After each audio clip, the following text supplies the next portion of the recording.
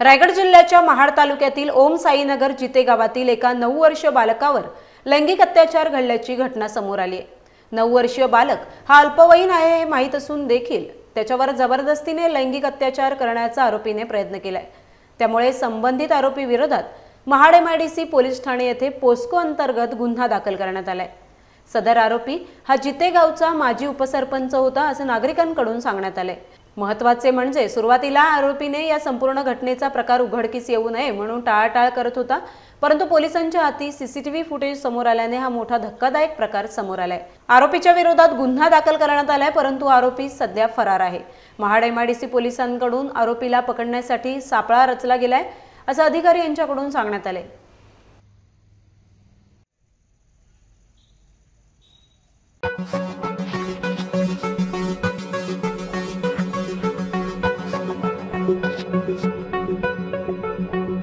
Thank you.